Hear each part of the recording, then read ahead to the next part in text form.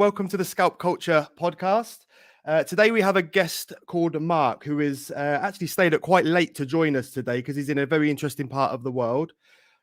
He's going to discuss with us today what life was like while he was suffering with hair loss, what the SMP treatment process was like for him as a customer. So you'll see that from a customer's point of view, and also what life is like living with the treatment as well. So it'd be quite an interesting conversation today. If somebody could give me a thumbs up in a comment section just to let me know that you can hear us okay, and we will be getting Marc in just shortly. If you are watching this on Facebook, please try and head over to the YouTube channel, the Scalp Culture YouTube channel, where you'll get a better experience. The reason why I'm saying that is because you'll be able to join in with the question and answers section that we're going to have with Marc later on. So if you have any questions for myself or for Marc, you can ask us over on the YouTube Scalp Culture channel there.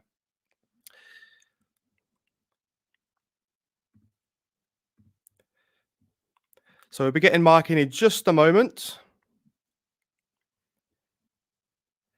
So guys, while we're doing this live, if you want to get any questions in, just pop them into the comment section on YouTube. And what I'll do is near the end of the broadcast, I will be asking them to Marc for you, and we will get his reply on them. So you've got, direct access straight to a client today. Just to let you know that this live is brought to you by Icon SMP, where you can get all of your scalp micropigmentation products. So you can head over to there, and we will get Marc in just now. Hello, Marc. Can you hear me okay? I can hear you fine, Justin. Perfect. And I can hear you great as well. Welcome. Thank you for joining us today. You're very welcome. I hope you guys in England have a great evening. So yeah, you said you hope us guys from England. Whereabouts in the world are you from? I am from Belgium. I was born in US, but I've been living now 20 years in Bangkok. Excellent. And you've stayed up extremely late to join us on this live today, haven't you? Which we're very thankful for. What time is it where you are? It's about 3 o'clock in the morning. Wow. Thank you very much. I do appreciate that. You're welcome. Okay, so to start off, Marc, what I'd like to do, obviously you've had the SMP treatment, but before we get into that, what I'd like to do is try and find out a little bit about your hair loss experience. How did hair loss affect you? And if you could just, elaborate a little bit on the story there, just to let us know how you was feeling while going through hair loss. Well, I believe that as most men who accept the fact that when you lose your hair, you don't feel good about it. Your hair is kind of your masculinity in a certain sense. And so I started to lose my hair quite late. I was in my late 20s, almost 30s. And at first, I was the only one noticing it. But it just like kind of affected my confidence. I'm 60 years old today. So back in the days when I lost my hair, I just didn't like the options that were given to me to fight that hair loss. Meaning, I tried minoxidil, but then it became difficult because I didn't like the feeling of the greasy feeling on my scalp, and I don't like to be tied up to any commitment for life of having to put something on my head. As soon as I stopped the minoxidil, of course, the hair fell even more. And back in those days, for me, a surgical intervention was out of the question because I didn't like the results. I mean, plus I didn't know when the hair loss would stop, so I didn't want to start to get into hair transplant procedure, do one, and then maybe 5 years later I have to do another one, and then I'm out of donor potential hair, and so didn't like that. So that was not an option. And the technology of hair transplant probably like get better over the year, but so did the space of my hair loss get greater and bigger. So it just wasn't for me anymore. So it's just something that you learn to live with. It just makes you more uncomfortable. I was a young single entrepreneur traveling the world, and I was always like uncomfortable with wondering if people would perceive me as a bald person or not, or plus back in the days it wasn't so fashionable to have a very short haircut, and it didn't fit with my professional life. I was traveling the world and usually doing consulting with very serious people. So it wasn't the fact of having, a very, very short haircut was usually had double meaning. It wasn't always well perceived by the outside public. Uh, but you learn to live with it. You just accept it. Uh, Sometime when you're uncomfortable, you wear a hat or a cap, uh, which wasn't as fashionable back then either. So the options were very, very limited back then. You lost your hair, you shaved your head. I mean, that's it, and you had to deal with that. Yeah, so you're saying there that kind of back in that time, the kind of shaven head or the bald head was kind of stigmatized back then, but you feel that nowadays it's more acceptable. Is that what you're saying there? Oh, part of my job is or back then at least was in fashion, so I can tell you that back then a short haircut or shaved head was definitely stigmatized as maybe a skinhead, or it didn't really it was not well perceived in the business world, as opposed to today. It's almost like a fashion statement. So yeah, it's a big difference. Yeah, I think you've got a lot of celebrities that, from the David Beckham times and Justin Timberlake and celebrities like that have all shaven their heads at some point in their careers. And I think it kind of, made a shaven look a more of an acceptable look, doesn't it? Absolutely. So just going on from that, Mark, what I was going to ask you was that, some guys can be pretty brutal to other guys when it comes to hair loss. They can call them all kinds of names, not really thinking or feeling about how it affects that person who is suffering from hair loss.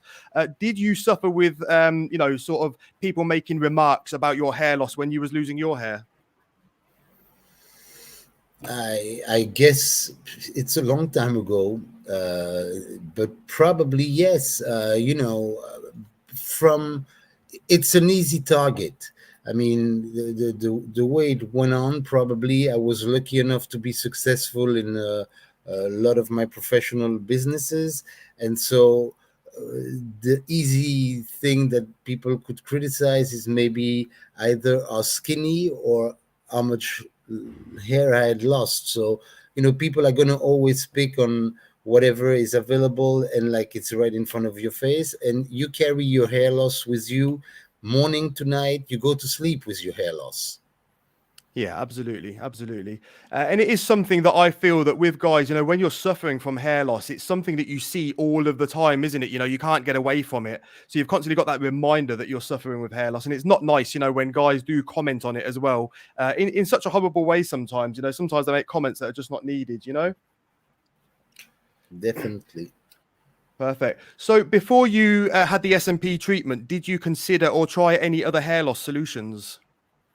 Yeah, as I was telling you, the first solution that I considered, because it was an option right there and getting a little more and more popular, was hair transplant. I mean, sorry, back then they were not like the micro grafts. It was only like the big scar, so FUT and not FUE back then.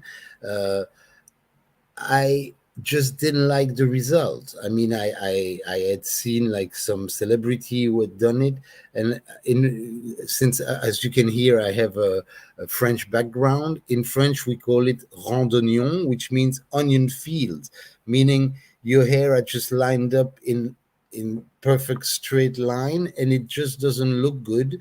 And definitely being involved in the fashion world, I didn't want to have a comb over, or I didn't want to have like a such a light amount of hair to cover the space that was balding, that it would just look like a kind of a cover up. Yeah, Yeah. that's the word. I didn't like the cover up. I wanted to get something that gave me a feel of volume or a feel of density, and I couldn't find anything back then. About 10 years into my hair loss, so that's I was in my late 30s. I had done some research because we do research like our option as time goes by, and you just want to change the situation. And so I came across some hair system. I believe that's what it's called. It's kind of a net that has like natural hair weaved into it, and through a cosmetic process, they cut the net to fit the hairline you would like to get or incorporate it inside your hair, and then use a medical type glue to glue it wherever it has to stick good to your head. The promise is that you will be able to get like a fully normal life with that hairnet. It's true and not true. If you like to take a strong shower and you like to lather up your hair and you're active, you do sports and stuff like that. I tried, of course, and it was fun because it allowed me to play a little bit with different hairstyle.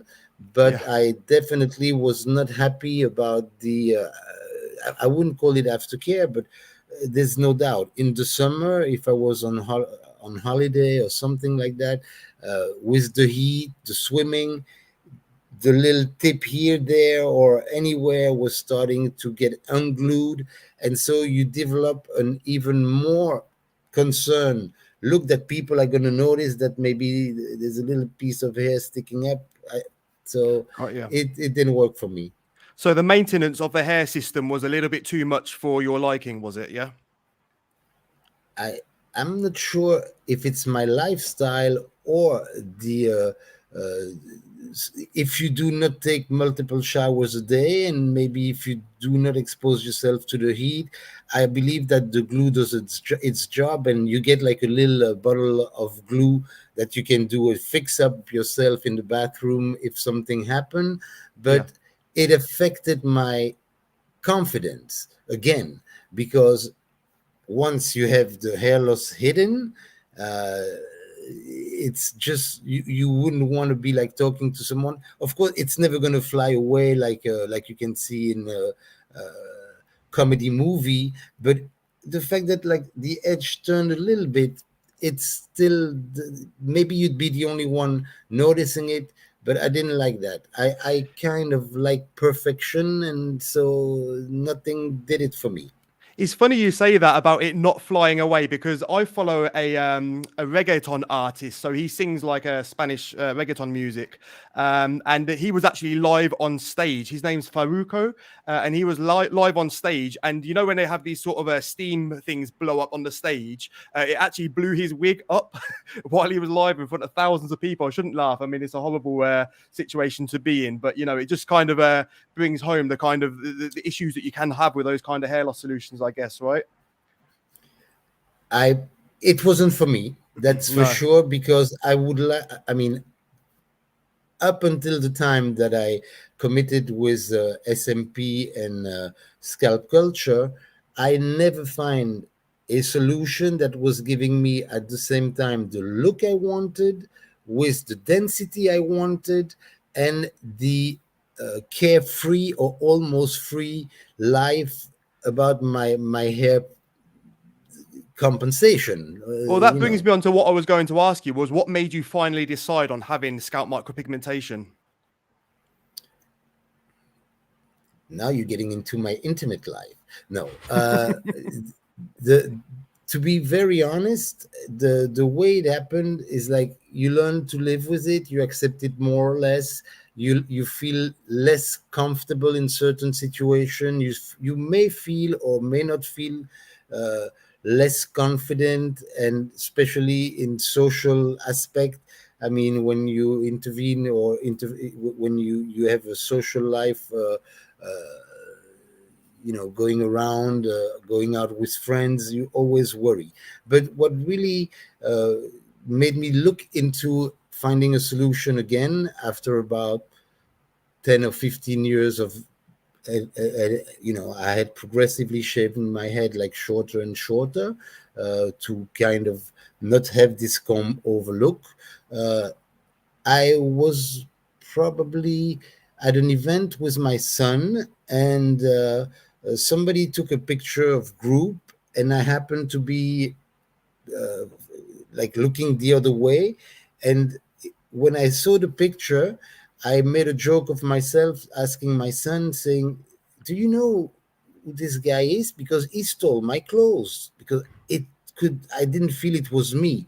Actually, for me, the biggest uh, deception about the hair loss is that that hair loss look wasn't how I felt inside. There was a gap, and there is like this preconceived idea that you get to lose your hair as you get older.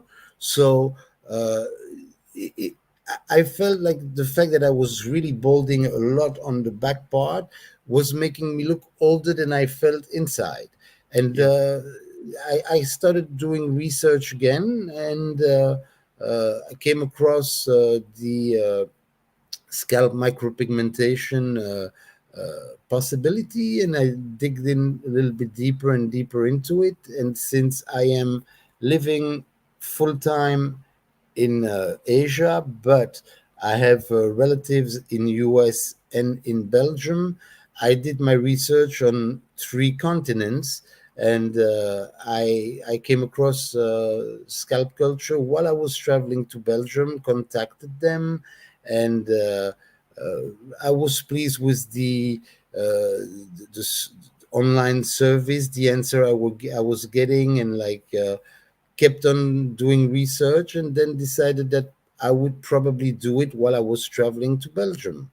It worked out that I did it in Thailand because you were opening a clinic back then too in Bangkok, and that was more comfortable for me. Excellent. So how long has it been since you had the SMP treatments?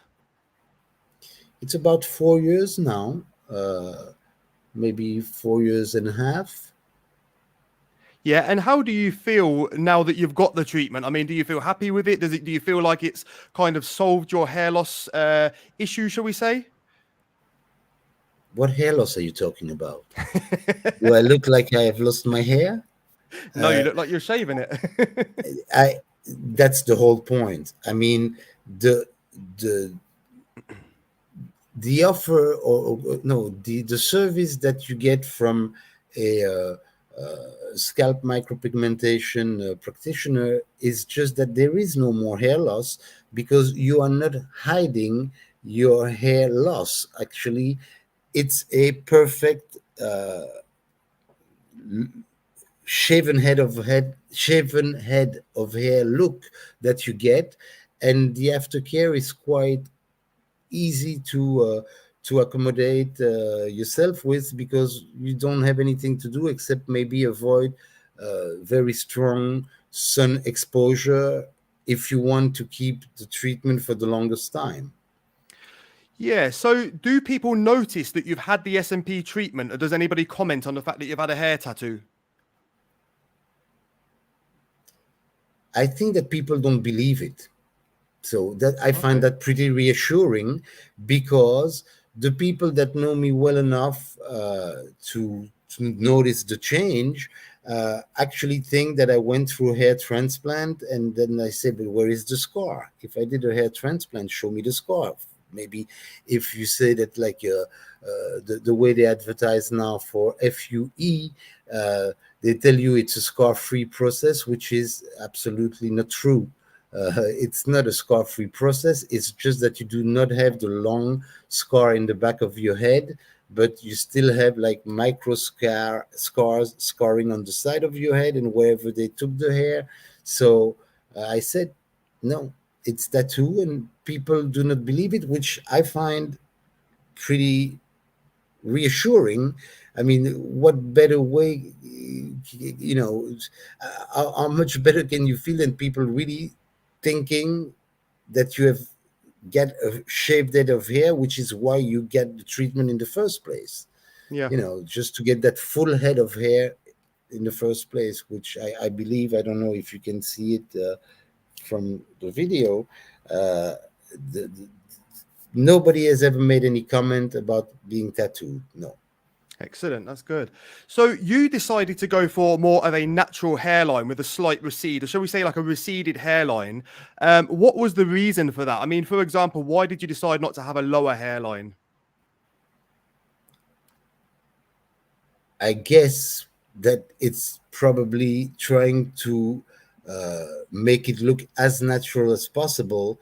And that is maybe the reason why nobody noticed anything today. I mean, if I meet a new person, my hairline is what it really is. I mean, I asked the practitioner to follow whatever I had left and maybe uh, play with a couple of millimeters lower than what I still had, because I definitely didn't want to have a 20 or 25-year-old hairline coming down and being like too full. So I felt like I wanted to stay within the reality of my age, which at the time of the treatment was between 55 and 56. Yeah, I mean, I think it's very important to have a treatment result and a hairline that matches your appearance, your age, and your kind of look. You don't want to go for anything that kind of gives away that you've had a treatment. I mean, sometimes we might have somebody who is of a mature age, but they ask for more of a shaped hairline, and sometimes we have to have a conversation with them just to see whether that's really going to suit them. And at Scalp Culture, we try to keep people towards more of a natural hairline that suits their look. I mean, we always say that we want people to look like they've got a full shaven head of hair rather than that they've walked out of the clinic with a hair tattoo. I totally agree. Guys, I would just like to say to the guys viewing, if you're getting value from this, could you please give the video a like and subscribe to the channel if you wouldn't mind? Marc, I'd like to ask you, how did you come across SMP? Because, there's a lot of people that still haven't heard about the treatment. Yeah, it's true. Even today, I've been treated, like I said, like 4 years plus, and quite a lot of people, when I talk about SMP, since I'm so happy, I talk to friend and business associate or customers, and tell them to explore the option because it's so comfortable.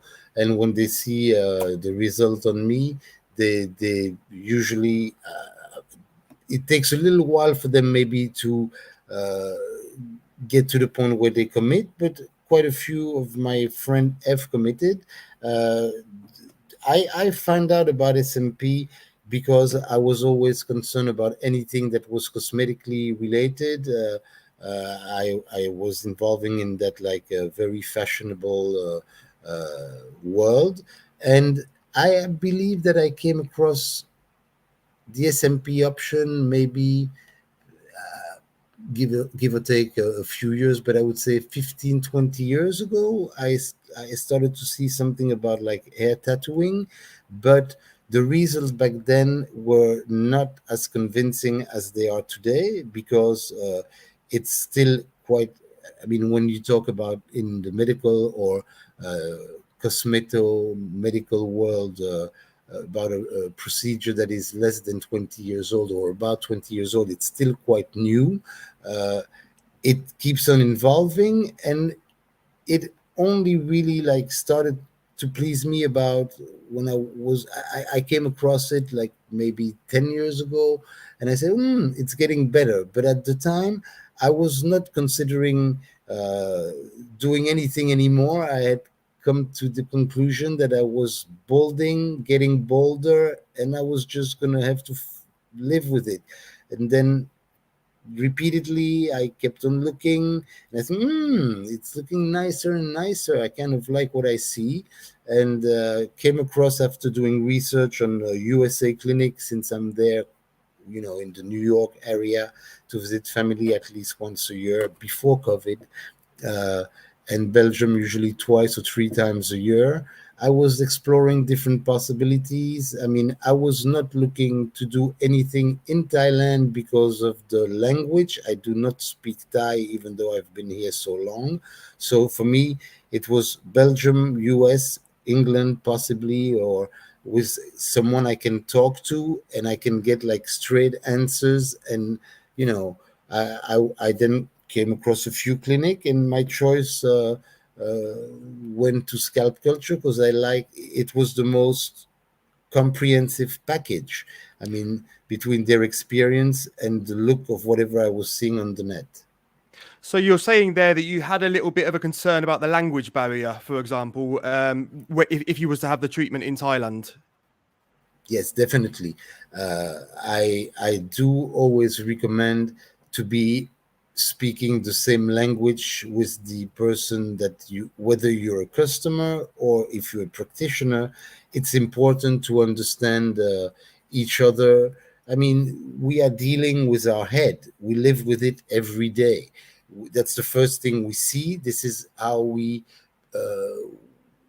if you give your scalp to the hand of somebody who didn't understand what you were looking for and you don't get what you were looking for, uh, it's a sad result, which wouldn't happen with Scalp Culture, since my English, even though I have an accent, is strong. I mean, I speak English well enough, I'm fluent enough that we were able to discuss all aspects of the pre-treatment, during treatment, after treatment, and I was pleased and with the answer I was getting. So, and I was pleased with the treatment as it was going along.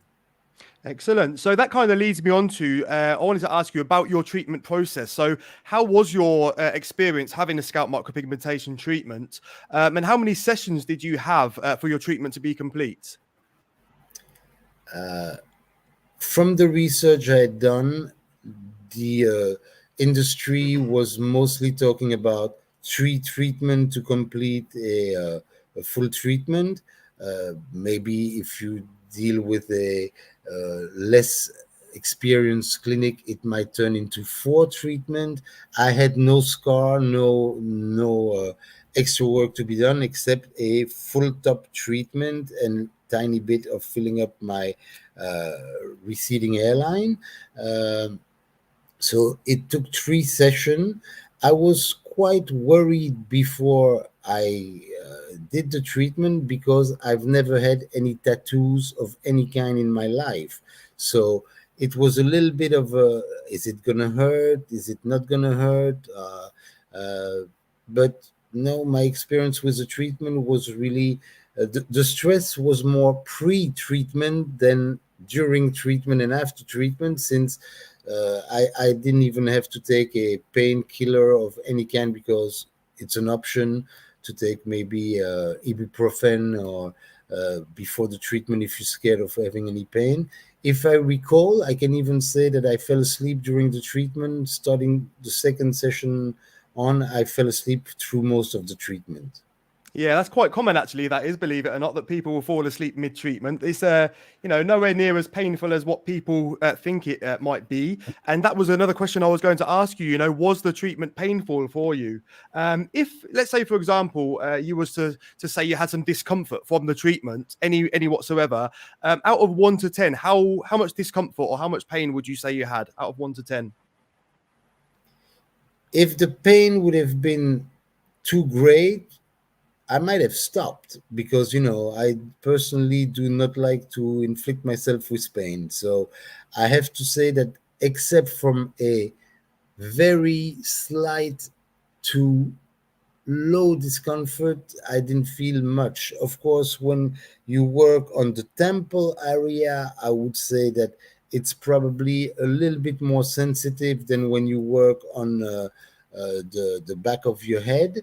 Uh, and it's more or less the you know the discomfort comes from sometimes just having to hold your head still so that the practitioner can do a job. You're not supposed to move too much since it's a tattoo after all. You're supposed to stay in place so that like wherever the jab is being applied on your scalp goes wherever they want, and not like if you move your head too much, it's maybe you compromise the result. But I would say from 1 to 10, anywhere at certain area of zero discomfort to the most sensitive area, three, 3 out of 10 on scale from 1 to 10. Okay, yeah, a lot of people do report that actually, 2 to 3 out of 10 when it comes to any kind of discomfort.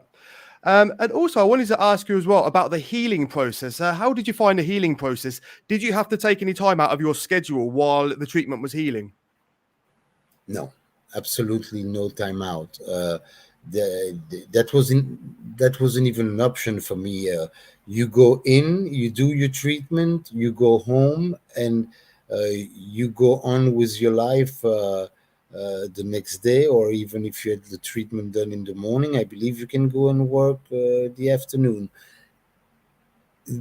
Probably depending on the type of skin you have and the color skin you have, the skin may get a little bit red from being stressed or from applying the tattoo, but not in my case. I had no scabbing, no redness, a slight maybe itching, which you are warned about on the second, third day when the micro scab are actually healing on your scalp. I mean, it's a little bit like any type of scab. You then have to be careful not to scratch it, but definitely nobody could see I had done anything due to the redness or no. Yeah, so Very, you very. you could return back to normal life quite Oh quite yeah. immediately, could you? Yeah, excellent. Good stuff. I would just like to say to anybody watching, if you are watching this on Facebook, please join us on the YouTube channel. And if you've got any questions for Marc, please drop them in the comment section on the YouTube channel, and we will be asking him them near the end of the stream. I would just like to ask you, Marc, as well, with the SMP treatment. So once you've had it done, it's settled, it's healed. Is it difficult to maintain? So what is life like with SMP now that you've had it done? It's the easiest possible way to maintain. I mean, you just go back on. Of course, there are like a few restrictions while you're being treated, but once the treatment is complete and the aftercare has been followed, uh, I believe I mentioned it before, but you really have to stay away from.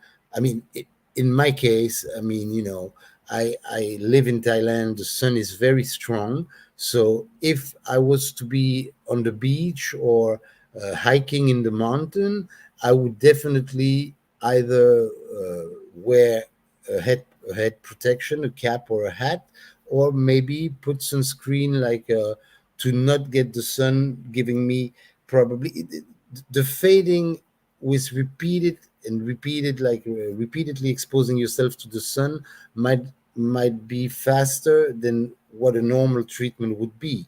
I mean, when I did my research, they overall the idea is that the treatment lasts for 5 to 7 years uh, minimum, and then depending upon your age, if you are in the graying stage of your natural hair color, it might even last longer, because the natural fading of the tattoo will match the natural graying of your hair, so you can maybe be set for life then. So some people I've heard have not get retouched ever.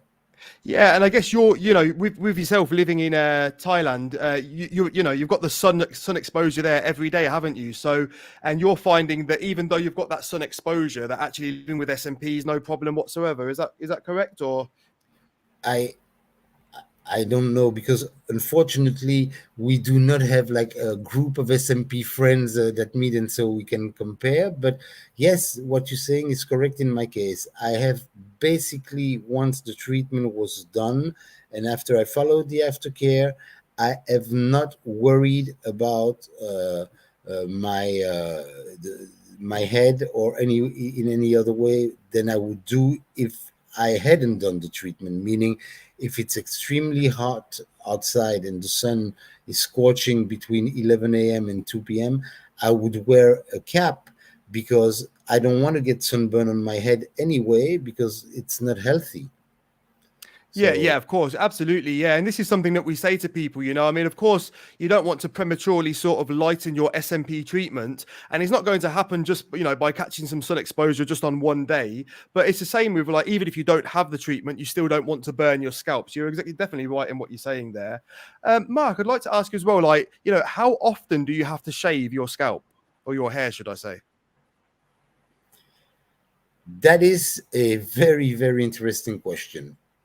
Shaving is probably the most important part of the after treatment because you have to explore what looks best on you.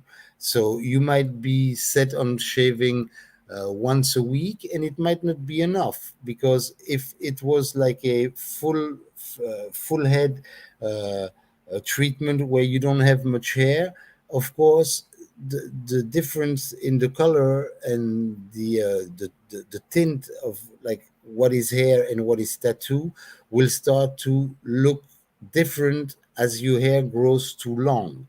On the other hand, in my case, I usually shave twice a week. Yeah, so I guess you would shave that amount even if you didn't have the treatment, right? Because I assuming that you would shave. You know, if you a lot of guys when they're suffering with hair loss, they shave their hair and keep it to a short length anyway. Yeah, you're absolutely right. I mean, I mean, it didn't. Basically, the greatest difference is that I would have the same type of hair shaving regimen, meaning 2 to 3 times a week before. Uh, if I was going to a party, an event, a business meeting, or anything of importance, of course, probably I would always shave the day before because I personally like better the second day look than the first day shaving. But after that, it's really a question of personal taste. I believe that, like, once you find you also learn how to shave. It used to take me 30 to 40 minutes to shave. It now takes me 5 to 7 minutes. Yes, I mean that that's quite similar to my experience. I mean, when it comes to shaving, when I first ever had the treatment done, I used to go to the barbers, and I thought to myself, this is costing me quite a lot of money to keep going to the barbers. So I ended up buying myself some clippers, and when I first bought them, it took a little while for me to get used to them, but now I'm used to them. It takes me around the same amount of time to shave my hair as well. I would say, about 5 to 7 minutes, really. Yeah, I like to tell people who ask me, but how do you shave the back? I said once you get used to utilize a clipper, shaver, or of any kind, your hands become your eyes because you can feel with your hand the patches that you might have missed. So it becomes kind of a routine. I mean, like you said, whenever I was suffering for the pattern baldness and all this area over here was bald. I was still spending the same amount of time shaving. Once I had the treatment done, there was probably a little bit of concern because you don't know how it looks. So it re-slowed me down until I found out the exact type of shaver because I use now a different type of shaver than what I used before. Yeah, you've got to find what works for you, haven't you? Once you find it, then you can just, stick with it and use that all the time. Yeah, So, exactly. Marc, my final question is: was it a good decision to have SMP, and would you recommend it to other people who are considering having the treatment? Well, I'll answer your question not straight on, but I would say that, like, I had doubts. I was unsure before I did it. I get a little bit scared about the tattoo issue, and that was just no problem. I am now 4 years into my treatment, and if you were to offer me 10 times the amount of money that I paid for the treatment, I'd tell you to keep your money and I keep the treatment. So I guess I'm happy. Right. Okay. Excellent. So, just before you leave us, I've just got a couple of questions in from some of the viewers that if you don't mind me asking you. I don't So, mind. Yeah, so we've got one here where it says many people are afraid of the color changing into a blue tone, having a blue tone from the treatment over the years. Do you see any blue tones in your treatments at all? Well, when people are afraid of this type of thing, and I'm not trying to be mean to whoever asked the question, it probably means that they haven't done intensive research enough. Because if you're dealing, I'm talking here about scalp, I mean, your company, uh, we are not talking about like tattoo ink. So since we are not using primary color mixed, there is no fading towards any primary color or other color as called. It is always a uh, custom made mix with carbon pigment, natural carbon pigment, which was another reason why I chose your company, is that I wasn't going to get anything crazy tattooed on my head. And as a result, working with carbon, which is pitch black, and being diluted probably to match the exact color of my hair, the worst case scenario would be that it will fade towards shades of gray.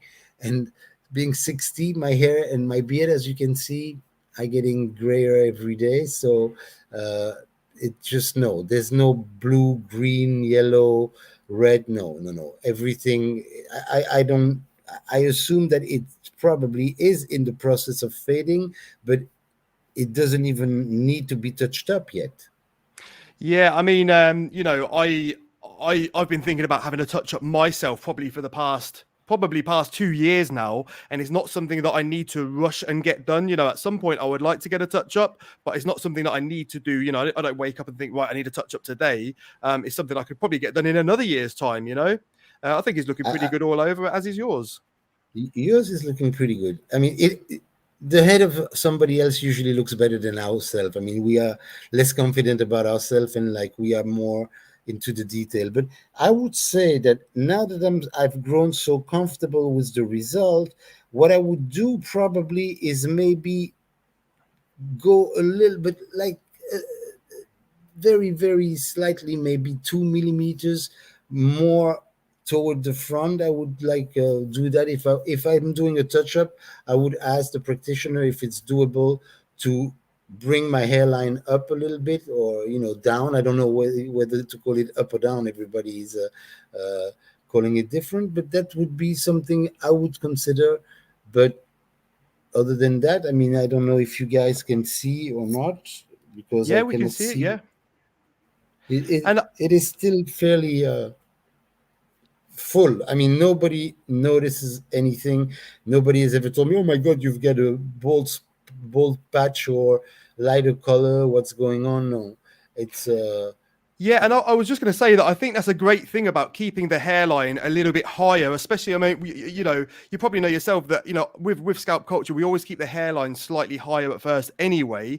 But like with yourself, for example, you did go for the receded look, but you do obviously have the option to lower that later on in time if you wanted to. that's exactly what I was offered during my consultation. They explained to me the way it was going to be done. We discussed what I wanted. You know, uh, we drew a mock airline. I mean, to show me, did I like this? Did I like that? And I kept on going more and more receding because I wanted to follow my natural hairline uh, wherever there was hair left. And then as the artist was scattering around whatever was drawn, I mean, it so happened that it came like maybe a millimeter below my airline, but it looks amazing. I mean, Excellent. I'm sorry to say myself that it looks amazing, but I'm very pleased. Yeah, well, thank you very much for joining us, Marc, and especially for taking the time out, at 3 a.m. in the morning in Thailand where you are there. We do appreciate that. And I just found that this conversation is interesting for people to hear it from a customer's point of view. We hear a lot from artists that do the treatments, but it's very nice as well to hear it live from somebody who's had the treatment, and listen to your thoughts on the treatment. So we do appreciate you sharing that with us.